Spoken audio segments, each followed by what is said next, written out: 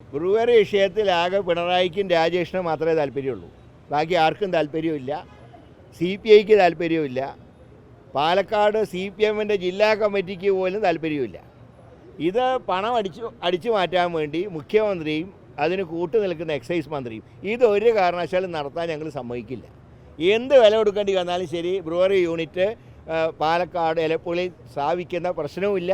ഞങ്ങൾ ഏതറ്റം വരെയും പോവും. അതൊരിക്കലും ആ പദ്ധതി അവിടെ നടപ്പാവില്ല.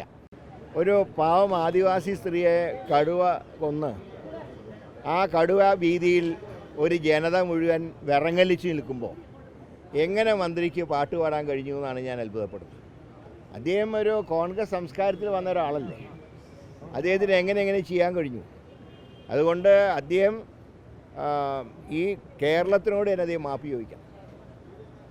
അത്രയേറെ തെറ്റാണ് അദ്ദേഹം ചെയ്തത്. അപ്പോൾ അവിടെ ആദിവാസികളെല്ലാം ഭയപ്പെട്ടിരിക്കുകയാണ്.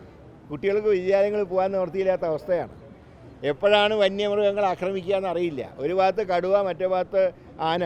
ഇങ്ങനെ ജനം ആകെ പൊറുതി മുട്ടി നിൽക്കുമ്പോൾ ഒരു നയം രൂപീകരിക്കാൻ ഈ മന്ത്രിക്ക് കഴിയുന്നില്ല, സംസ്ഥാന സർക്കാരിന് കഴിയുന്നില്ല. എന്നിട്ട് പാട്ട് പാടുകയാണ്. ഇത് ജനതയെ അവഹേളിക്കുകയാണ്.